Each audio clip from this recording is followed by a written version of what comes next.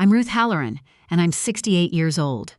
On the morning of my own 70th birthday party, a party I did not ask for and was apparently expected to fund, my daughter sent a text to the family group. I'll give it to you word for word because I read it enough times to memorize it. We've got the conservatory booked Saturday at 6, all 14 of us, and you're covering it like always. Wear something nice for once. I set my coffee down. I didn't slam it. I just set it down. Then I typed 4 words back. Can't. I'll be away.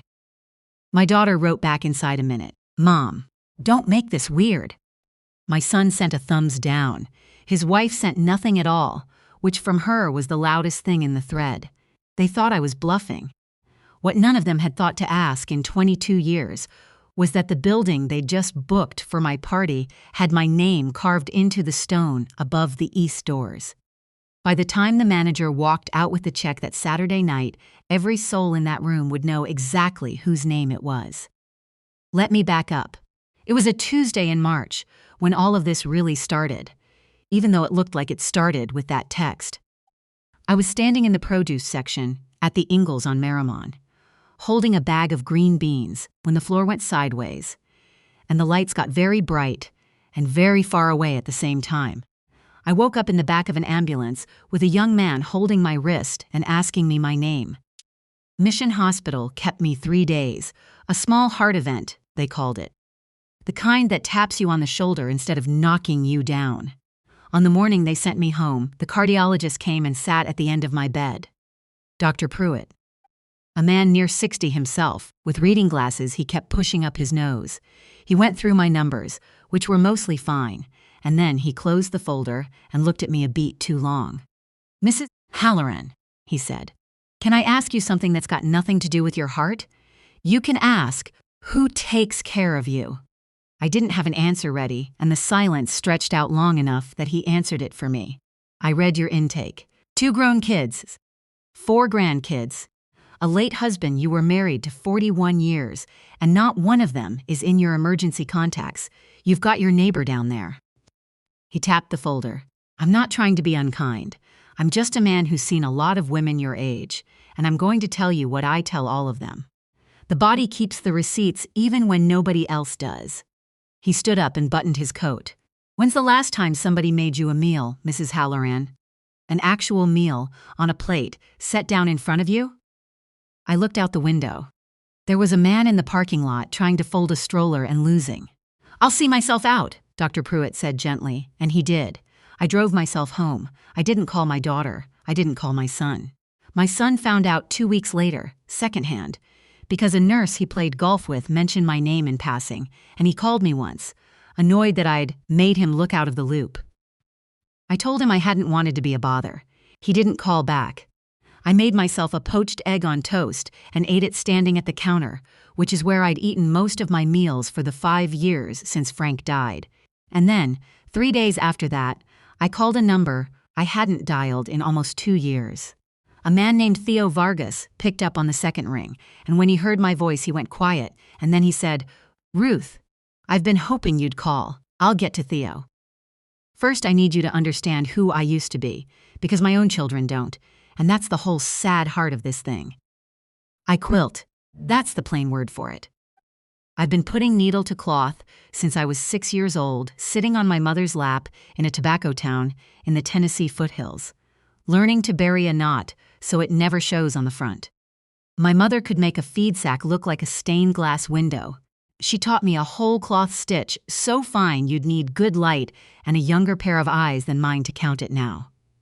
Frank and I married in 1980. He was a high school history teacher with hands that could fix anything and a stubborn faith in me that I never fully understood.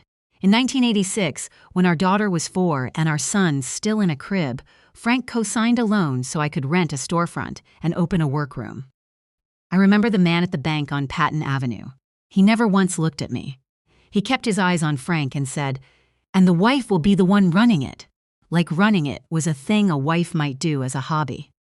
Frank leaned forward and said, "She'll be the one on the deed.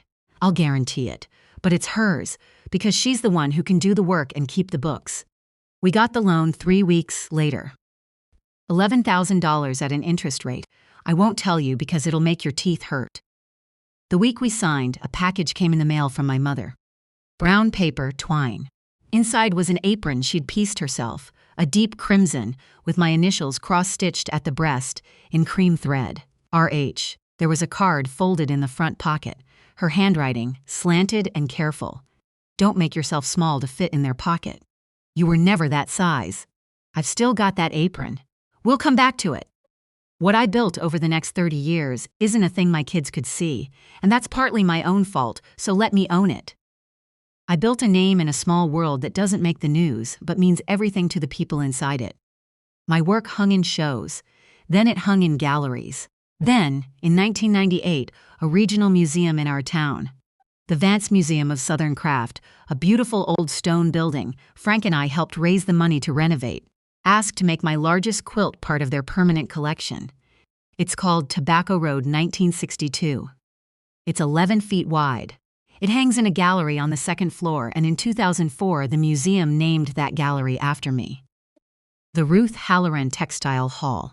My name is carved over the east doors of that building because Frank and I were two of its 3 founding patrons. Now, here's the part the comments always ask about, and it's a fair question, so I'm going to answer it straight instead of hiding behind something mysterious. How did my own children not know any of this? They knew some of it once. Then I let them not know it. When my daughter was 12, a girl named Whitney Pratt, daughter of money, new in town, came home with her from school one afternoon while I was at the workroom up to my elbows in batting and dye. The next Monday, that girl told half the 7th grade that my daughter's mother sews curtains for rich people in a shed. My daughter came home and cried in the bathroom for an hour and wouldn't open the door. And God help me, I remembered being 12 and mortified by my own mother's loud laugh and homemade dresses. And I made a decision that I have turned over in my hands 10,000 times since. I stepped back. I used my maiden name professionally. I let Frank be the public face at the museum events. I stopped bringing the kids to the openings. I let my daughter tell her college roommates I was retired, and then retired from a small business, and then nothing at all. By the time she'd married and moved to Charlotte, I think she genuinely believed her mother was a woman who'd run a little sewing shop a long time ago and now mostly watched her shows.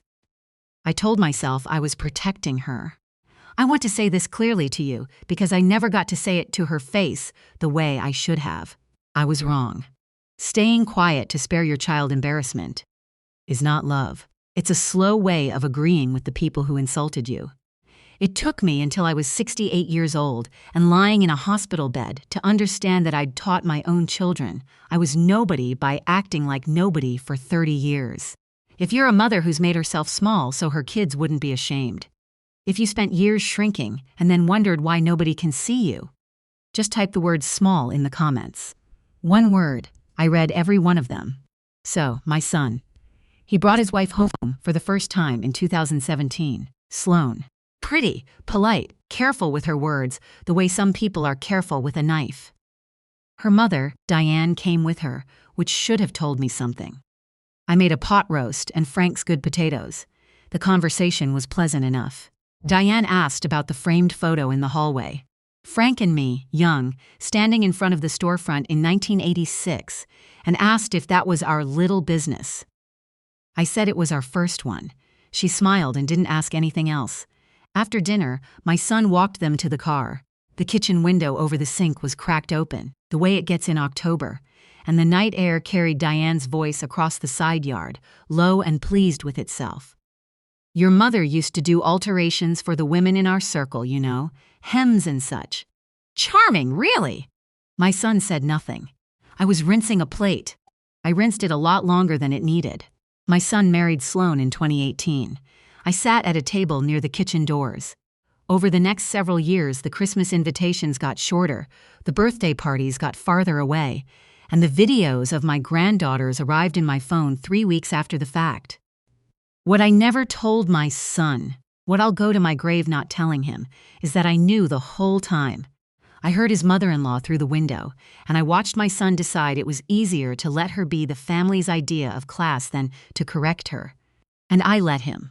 I let him become someone who'd let that stand. That one's on me too. For 5 years after Frank died, that's how it went. I paid for everything. Every Mother's Day dinner where nobody asked how I was. Every family contribution to a trip I wasn't invited on. Last year alone, I covered an anniversary dinner for my son and Sloan. Their anniversary, mind you, because Sloan texted, "You always say it's easier to just use your card," and I had stopped fighting small fights. I'd eaten my own birthday cakes standing at that kitchen sink twice in my life. Once when I was a young mother and money was tight. Once at 66 because not one of them remembered, and I'd bought a slice at the Harris Teeter on the way home so I wouldn't feel pathetic, and then felt pathetic anyway. That was the woman who answered Theo Vargas's call. Theo came up from Atlanta the next Tuesday. He's 51 now.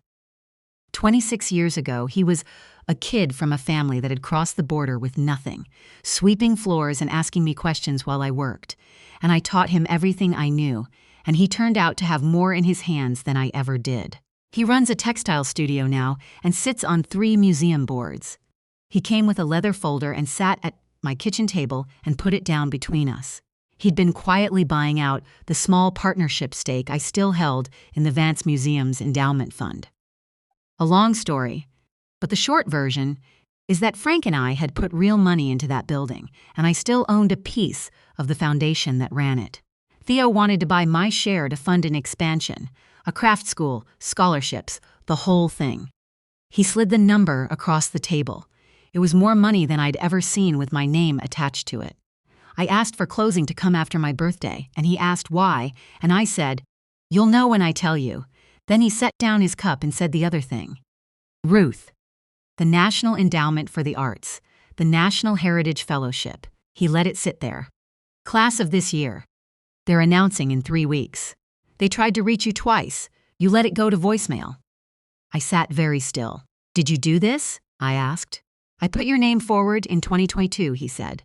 "It took them this long. You earned it 40 years ago." Then he smiled, the first real smiles I'd seen on him in 2 years. "There's one more thing. Penland's asked me to bring in a master for a summer residency. 3 months in the mountains, students from all over. I want it to be you. Frank would have made you go." I said yes to all of it. To the buyout, for the fellowship, to Penland. After Theo left, I sat in Frank's old study, the one I'd been slowly clearing out for 3 weeks and kept avoiding. There was a folder on his desk in his handwriting that said, "Museum. Keep." And there was my grandmother's quilting book, leather-bound, the spine cracked, sitting where it had sat untouched since 2020. I'll come back to that book. It's important. 2 things happened in the weeks before the party that I need you to know about. The first was my grandson, Eli. He's 17, my daughter's only child, 6 feet of him and a phone permanently attached to his hand.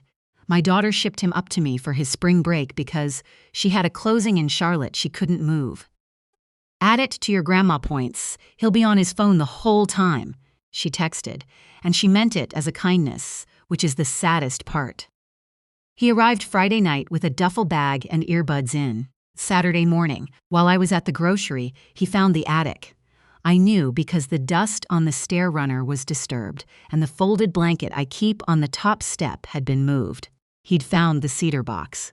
Inside it, my mother's crimson apron in tissue paper, an album of photos from the early shows, a stack of magazine clippings, and one black and white photograph of me at a craft exhibition in New York in 1991, taken by a press photographer, with a museum director's note written across the bottom in fountain pen.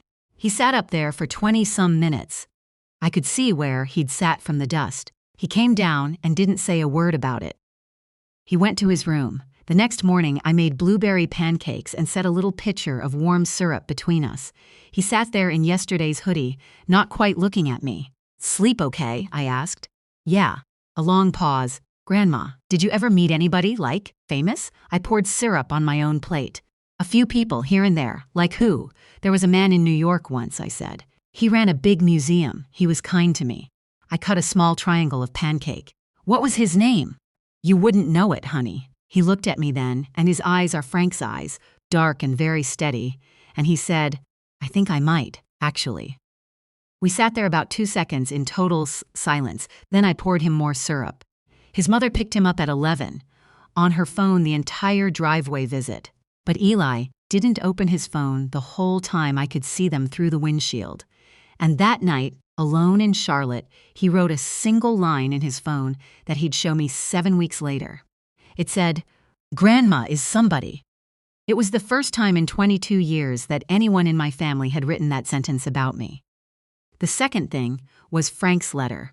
I was clearing the study, and I picked up my grandmother's quilting book to pack it, and a sheet of cream paper slid out from between 2 pages. Frank's handwriting, dated 3 weeks before he died at 67, the spring of 2019, of a heart attack so fast that the man fixing our gutters said Frank never even came down off the ladder gentle.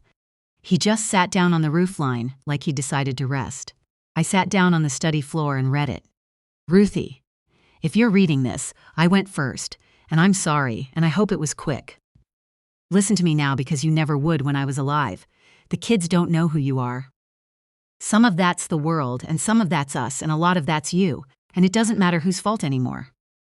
Stop waiting for them to ask. They've had 30 years to ask. Go do the thing you keep saying you're too old for. Wear your mother's apron. She didn't stitch it so you could keep it in a box. And quit making yourself small. You were never that size. I'll save you a seat." I sat on that floor a long while. I did not cry, not then. I folded the letter into my wallet, and I called Theo that night and told him yes to everything, again, just so I could hear myself say it. 2 weeks before the party, my daughter drove up alone on a Wednesday. I made Frank's chicken and lit 2 candles. She arrived in a charcoal suit and kissed the air near my cheek and scrolled her phone with one hand while she ate with the other. I waited until she'd taken a few bites. "Do you remember the museum downtown?" I asked. "The Vance." She glanced up. "Sloane's obsessed with it. They're doing your party there, in the conservatory." "Why?" I refilled her wine. "No reason. I was thinking about your father." She set down her fork. She leaned in with the soft face she puts on right before she asks for something. "Mom, quick thing. Could I borrow $9,000? Eli needs a car for senior year, and Brent's bonus came in short." I looked at her a long moment. "Let me think on it." She left at 9:30. She kissed the air again. She did not see the suitcase that had been packed in my bedroom for 6 days. That night I wrote a check for $9,000 made out directly to Eli, and I mailed it to his school with a note, "For your future. Tell your mother whatever you like." 1 week out, my son called. Short, no warm-up. "Mom, the party. Sloane's handling everything. The conservatory at the Vance, 14 of us, 6 o'clock. We just need the card on file. You always say it's easier." I waited a beat. "Why the Vance, Cole?" "Sloane wants somewhere with some prestige. She's got Diane coming. And her parents' friend, the donor, the one whose name's on half the wings down there. Mr. Holt." My hand went still on the counter. "Gerald Holt. Yeah, you know him?" I knew him. Gerald Holt's late wife had been one of my mother's first private clients, decades back, and in 1996, Gerald had come to me with his hands shaking because his wife was dying of cancer and wanted, before she went, a quilt made from her own mother's dresses. I made it for free. I sat with her in her last weeks while she told me which scrap came from which Easter. Gerald Holt has not forgotten that, even if his daughter's friends never knew it happened. "Tell Sloane to enjoy herself," I said. There was something in my voice, and my son was old enough to hear it, but not curious enough to follow it. "Love you, Mom." "I know, honey," I said, and hung up and called Theo.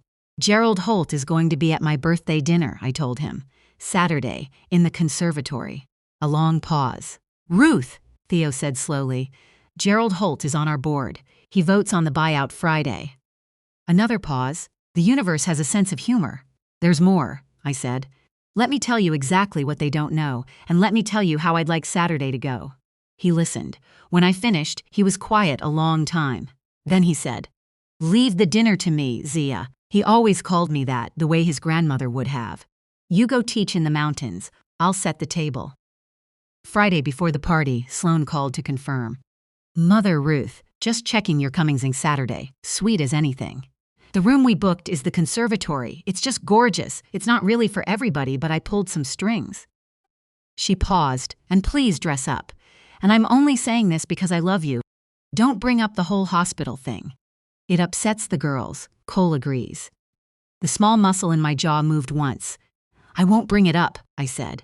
Have a nice weekend, Sloan. I hung up and walked into the study and looked at the wedding photo on the shelf. Me at 24, Frank at 26, both of us laughing too hard at something his uncle had said. She doesn't know it's my name over the doors, I told him. The room was quiet. Tomorrow she will. I packed the honeymoon suitcase, the old hard-sided one. Frank and I took to Charleston in 1980. My mother's crimson apron, wrapped in tissue. The black and white photo from 1991. My grandmother's quilting book with Frank's letter still tucked at page 47. The pearl earrings Frank gave me on our 40th. 3 dresses, 2 pairs of shoes, my passport I didn't need, and brought anyway out of some old habit of feeling free, and the Penland paperwork. I wrote 2 letters that night at the kitchen table, one to the museum, one for Saturday. I sealed them both with red sealing wax, the same wax I'd used to seal the letters. I wrote Frank when we were courting, and he was finishing a teaching certificate 2 states away. I drove them to the Vance at 9 that night and gave them to Theo at the loading door. He took them in both hands. I'll read it the way you wrote it, he said. You'll read it the way I wrote it, I said. And if you've ever set a trap so quiet that the people walking into it had no idea, if you've ever stayed polite right up until the floor opened, just leave one little quiet thing in the comments. A muted speaker, maybe. You know the one. Saturday morning, I made coffee and read the paper. The Annie announcement wasn't due until Monday. At 8, 3 birthday texts came in. My son, happy birthday, see you tonight. My daughter, happy day, Mom, big night. And Eli, happy birthday, Grandma, I love you. I answered only Eli. I love you too, baby. Watch close tonight. At 9, I drove out to the cemetery and sat with Frank a while. The dogwoods along his row were small when we buried him. They're not small now. It's today, Frank, I said. The bench was warm under my hand. At 6:45, a rideshare pulled up. A polite young man named Trevor. Where to, ma'am? Asheville Regional, I said. And would you mind taking the long way past Biltmore Avenue? We passed the Vance at 6:52. The valet stand was busy. I saw Sloane's white Range Rover. I saw my son getting out of the passenger side in a Blazer. I saw Eli's little gray Honda pulling into the lot. I did not stop. I did not slow down. Asheville Regional, I said again, and Trevor turned us south. What happened in that room I didn't see. I learned it from Eli, from Theo, and from a man named Russell, who's managed events at the Vance since 1994 and remembers everything. The conservatory is a glass-roofed hall on the 2nd floor, right down the corridor from my gallery. My quilt hangs where you can see it through the archway. They were seated at a long table for 14. Sloane had asked Russell to leave the head chair open for the guest of honor. Russell, who'd been told everything, said nothing at all. They ordered the chef's menu and 2 bottles of a Napa Cabernet that ran $190 a bottle. By the time the bread was cleared, the table was past $2,000, and nobody had taken a bite. Sloane was holding court about a charity gala. Gerald Holt sat 2 tables over with an old friend, and at one point he looked at the back of his daughter-in-law's head, and then looked away. My daughter leaned to her sister-in-law and said, loud enough to carry, "Mom's not coming, big shock. She's away, she's home in her slippers, watching her shows." My son laughed. Eli didn't look up from the menu where, in pale gray italic across the top, it read, "The Conservatory at the Vance Museum, Est. With gratitude to its founding patrons, 1998. Eli read it. He looked up at the archway at the 11-foot quilt glowing under the lights, with a little brass plaque beside it. He didn't say a word. I was at gate B14 by then, watching the little blue runway lights, my carry-on at my feet. The group chat was alive, Sloane with a wine glass, my daughter making a face, my son holding my granddaughter. The empty head chair in the corner of one photo cropped almost out of frame. My daughter posted to her public account, "Celebrating the matriarch. Family is everything." 14 faces. 1 empty chair behind them. I took off the pearl earrings and put them in a velvet pouch. I didn't post anything. A woman in the next gate, white-haired, doing a crossword, looked up. "Where are you headed, Hon?" "Up into the mountains," I said. "To teach? Alone?" I thought about it. "Not anymore," I said. Back in that glass room, the desserts were being cleared. Sloane leaned across the table toward my daughter, the little intimate lean she does when she wants Diane to overhear and admire her. It really is a shame about your mother. Bless her heart. But honestly, between us, has she ever once fit in a room like this? My daughter laughed. Not really. She tried at Cole's white coat ceremony, wore the wrong shoes. Diane lifted her hand a small distance off the table. Sloane, dear. But Sloane was already smiling at her own next line. Mother Ruth, you've never even eaten somewhere this nice. Delivered like a punchline. The same line she'd used a dozen times over 8 years, never once knowing what she was saying or whose room she was saying it in. That's when Eli stood up. He walked under the archway and stood in front of the quilt and read the brass plaque out loud, quiet to himself. Then he came back and sat down. My 8-year-old granddaughter pointed up at it. Daddy, who's the lady on that sign? My son glanced over. Don't know, sweetheart. Some old artist. Ellie said it before he'd decided to. That's Grandma. That's her quilt. Her name's on the building. 4 seconds of pure silence. And then the doors opened and Russell crossed the room with a leather foglio in his hands. He set it down at Sloane's place. Mrs. Halloran, the younger Mrs. Halloran, your check, and a letter per Mrs. Ruth Halloran's instructions. Sloane's hand stopped halfway to her wine. She opened the folio. The check was clipped inside. $3,812, and printed at the bottom. Card on file removed at patron's request, per Mrs. R. Halloran, founding patron. That's a mistake, Sloane said. It is not, ma'am, Russell said, with the steadiness of a man who'd waited a long time. And the letter, with Mr. Vargas's permission, I've been asked to read aloud. My son reached for the folio. Where is my mother? On her way to teach a residency in the mountains, sir. She left for the airport at 6:45. My daughter, sharp. What do you mean, teach? Russell lifted the second envelope. The wax seal was unbroken. By now, the 40-some other diners in the hall had gone quiet, one table at a time. Gerald Holt set his coffee cup down very precisely. He broke the seal with the side of his thumb. He read, To my son, my daughter, and the people they chose to bring tonight, I love you. I have loved you for 46 and 42 years, and I will until I die. Tonight you booked a party in a building my husband, and I helped raise from a ruin in 1998. You're sitting under a roof we paid for. You ordered wine in a room down the hall from a quilt I spent 2 years of my life stitching that hangs in a gallery that carries my name. Sloane, the lady on the wall is me, at 36, the year a museum in New York put my work on its walls and its director told me I'd outlast every fashionable thing in that room. He was right. As of Monday morning, I'll be a recipient of the National Heritage Fellowship from the National Endowment for the Arts, the highest honor this country gives a traditional artist. The check in front of you is yours. The card has been removed. I won't be paying. Your grandfather asked me to wear my mother's apron and to stop making myself small. I'm wearing it. I'm done being small. Come find me when you're ready. Mom. Russell folded the letter and set it down beside Sloane's plate. Nobody moved. Then the doors opened again and Theo Vargas walked out. Excuse me, he said, and his voice carried. I'm Theo Vargas. I run this museum school, and I sit on its board. Ruth Halloran taught me everything I know, starting when I was 16 and had nothing. This building stands partly because of her. That gallery carries her name because she earned it. As of yesterday afternoon, her stake in this museum's foundation has been sold to fund a scholarship, every dollar of it, for first-generation artists like I was. She had me administering it quietly on her behalf for 5 years and never let me say so. He looked at my son. She's on a plane right now. She sends her regards. He paused. He looked at all of them. Did she really never tell you? The silence after that was longer than the letter had been. Then Gerald Holt stood up, 73 years old, slow getting to his feet. He crossed to my son. Young man, in 1996 your grandmother made a quilt out of my dying wife's dresses and would not take a dime for it. She sat with my Margaret in her last weeks. I owe that woman a kindness I've never been able to repay. He turned to Sloane, and his voice was not unkind, but it was final. Your mother said something foolish at a dinner years ago and I let it stand. I'm sorry I did. Then he sat down.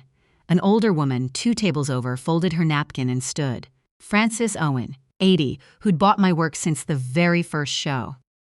"You're Ruth's daughter," she said to mine gently. "She catered the textiles for my granddaughter's wedding. She refused to bill me when my husband passed 9 days before the date.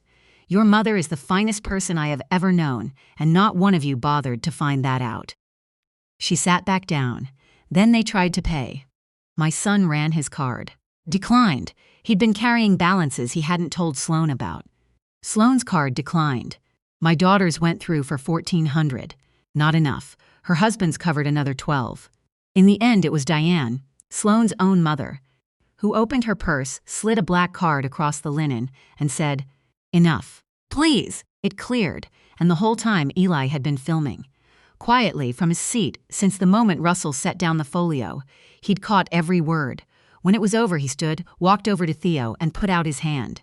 Theo shook it. "Sir," Eli said, "my grandpa taught my grandma to sew." Theo didn't smile. "Son," he said, "your grandmother taught your grandfather." Eli nodded once. He walked past his own mother without looking at her, out the front doors, and called himself a ride to the airport. He sat at gate B14. My gate, empty for hours by then, and edited the video on his phone. He posted it at 11:17 that night with one line of caption. "My grandmother, did she never tell you?" By the time my plane touched down the next morning, it had 400,000 views. By Monday afternoon, when the NEA release went out, it had crossed 4 million. I landed and turned my phone on to 40-some messages. I opened only Eli's. "Grandma, I love you. I filmed it. Mom's furious. I don't care. Where do I send it?" I wrote back one line, "Drive safe, baby. The mountains in early summer smell like wet pine and wood smoke." The school is a cluster of old timber buildings up a gravel road, and there were students waiting from 9 states and 4 countries, and an old friend of Theo's holding a hand-lettered cardboard sign that just said Ruth. I stood in the doorway of the studio they'd set up for me. There was good north light. There was a long table and bolts of cloth and a wall of empty frames waiting. I opened the suitcase. I put on my mother's apron, RH in cream thread at the breast. I stood in that good light, and I felt, for the first time in longer than I can tell you, like I was exactly the right size. Here's what happened after, since I know you'll want it. The NEA announcement landed Monday as promised. My daughter's marketing firm in Charlotte lost 2 anchor clients inside a month, one of them connected to a board the museum sits on. Her salary took a hit she's still recovering from. My son grew quiet at the hospital and started leaving rooms. He and Sloan separated the following spring. Gerald Holt wrote me a letter on heavy cream paper and asked if he might visit. I wrote back, "Come in the fall. Bring Eli if he'll come." Diane sent a short note that I've kept, though I haven't answered it yet. Eli enrolled in the studio art program at the community college that fall. His mother didn't speak to him for months. He lived in my old house until classes started. And the first day of the term, Theo mailed him a set of good shears. The scholarship endowed at $2 million. I sit on its board from up here in the hills, and I taught all summer in my mother's apron, and the students from all those countries called me Miss Ruth, and one of them, a girl from Honduras with hands like Theo's, buried a knot so clean on her first whole cloth that I had to sit down. In July, I mailed 3 letters home, one to my son, one to my daughter, one to Sloan. Each one was a single line. "You are welcome to come see my work any day the museum is open, as paying guests." My daughter never answered. My son wrote twice. I read both and didn't write back, not yet. Sloan didn't answer either. Eli came up for the whole month of August and learned to dye cloth with walnut hulls and didn't touch his phone for hours at a stretch. I'm 68 years old. I spent more than 30 of those years convincing my own children. I was small enough to carry in their pockets, and the worst part is, I'm the one who taught them that lesson, stitch by stitch, by hiding the truth of myself to keep them comfortable. I was never small. They were never carrying me. The day a woman stops translating herself for people who refuse to read her is the day she gets to be herself again. There's a lemon yellow morning light up here that comes in over the ridge, and there's a quilt with my name on it down in the valley. And there's a boy who asked me the right question when nobody else in 22 years thought to ask it at all. That's my story. One apron, one quilt, one letter a man read aloud to a room that finally went quiet enough to hear it. If any of this reminded you that your name was carved somewhere before you let yourself forget it, take that as your sign.